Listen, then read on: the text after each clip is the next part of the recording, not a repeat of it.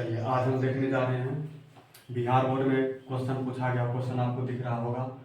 तो इस ऑब्जेक्टिव को देखेंगे कैसे बनाया जाए। ठीक, तो सवाल क्या है, दो वृत्तीय बेलन जिसका आयतन समान है एवं उनकी ऊंचाइयों का अनुपात 1:2 है, तो उनके क्या त्रिज्या का अनुपात पूछा जा रहा। तो सबसे पहले हम देखिए बेलन का आयतन होता क्या। तो बेलन का आयतन को भी बराबर क्या लिखेंगे, पाई आर स्क्वायर एच। बेलन का आयतन हम शुरू से निकालना क्या है, त्रिज्या। तीनों से पहले निकालते आर स्क्वायर बराबर मेरा क्या निकल जाएगा, भी बटे पाई एच। भी बटे क्या निकल जाएगा, पाई एच। तीनों से आर बराबर अगर हम निकालना चाहे क्या निकल जाएगा, रूट अंडर में चल जाएगा भी बटे पाई एच। ठीक, तो यहाँ पर हम पहले देखते हैं इसको तो छोड़िए, कर यहाँ तक आर स्क्वायर पहले निकालेंगे, उसके बाद आसून से निकल जाएगा हमको R1 अनुपात R2 यहाँ से। अब देखिए हमको दिया क्या, ऊंचाई का अनुपात है H1 अनुपात H2, हमको क्या दिया 1:2 दिया है। और जो आयतन का अनुपात V1 अनुपात V2, दोनों का आयतन क्या है, सेम है। एक हम H1 एक H2 हम मान लिए, इसलिए मान लिए हैं क्यों, क्योंकि दो दिया है H1 H2 V1 V2 मान लिए। ठीक, जो हमको त्रिज्या का अनुपात आर स्क्वायर अनुपात क्या निकलता है, R1 के स्क्वायर अनुपात R2 का स्क्वायर। तभी तुरंत हम यूज करेंगे भी बटे पाई एच। तो आयतन दोनों का भी इसका क्या है, एक है बटे क्या पाई एच। तो पाई तो कांस्टेंट टर्म है और एच ऊंचाई कितना पहला का, तो कहेंगे एक। ये अनुपात कुछ भी ले सके, लेकिन अनुपात हमको कुछ लेने का जरूरत नहीं। इसको हमने ऐसा क्या अनुपात एक्स अनुपात 2x मान लेंगे, वैसा नहीं मानना। ठीक, अनुपात R2, तो R2 बराबर फिर वही भी बटे पाई बटे एच।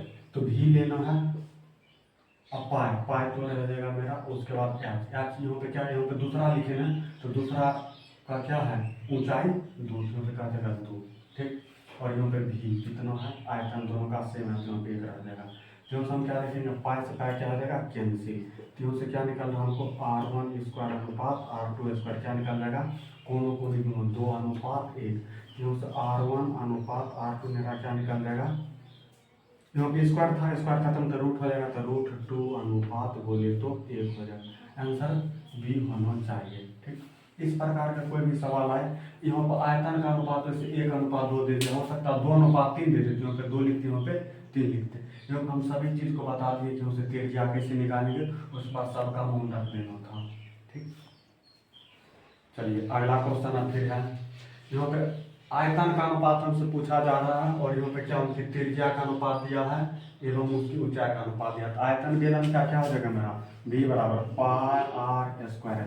क्योंकि हमको आयतन ही चाहिए तो डायरेक्ट लिख देते हैं, क्योंकि दो आयतन दिया है, दो बेलन दिया हुआ है।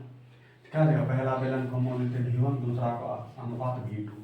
तो उसके बाद क्या है, यही हमको ज्ञात करना है।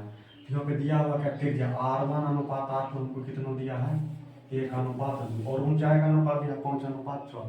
H1 अनुपात H2 मेरा क्या हो जाएगा 5:6। यहाँ से आयतन लिखेंगे तो आयतन V1 बराबर V1 अनुपात V2 बराबर क्या लिखते हैं, पाई R1 का स्क्वायर H1 अनुपात पाई R2 को होल स्क्वायर H2। यहाँ से सेम सेम पाई अच्छा कैंसिल हो रहा। R1 कितना है 1, तो 1 का स्क्वायर। H1 कितना है 5 अनुपात R2 कितना है 2, तो 2 का स्क्वायर। H2 कितना है यहाँ से 6, तो 6 क्या हो जाएगा, 1 का स्क्वायर 1 गुना 5, यहाँ से 5 बना अनुपात 2 का स्क्वायर 4 गुना 6 कितना हो जाएगा 24। तो 5:24 आयतन का अनुपात हो जाएगा। चलिए देखिए सवाल थोड़ा सा चेंज है। यहाँ पे क्या दिया है, बेलन का आयतन का अनुपात दिया है 4:3। तो क्या पूछ रहा हूँ, त्रिज्या का अनुपात 1:2, तो उसकी ऊंचाई का अनुपात हमसे पूछा जा रहा है। क्यों देखते फिर ऊंचाई हमको निकाल, तो बेलन का आयतन भी बराबर क्या लिखेंगे, पाई आर स्क्वायर एच। तीनों से हमको एच चाहिए, तो एच बराबर क्या निकलेगा, आयतन बटे पाई आर स्क्वायर।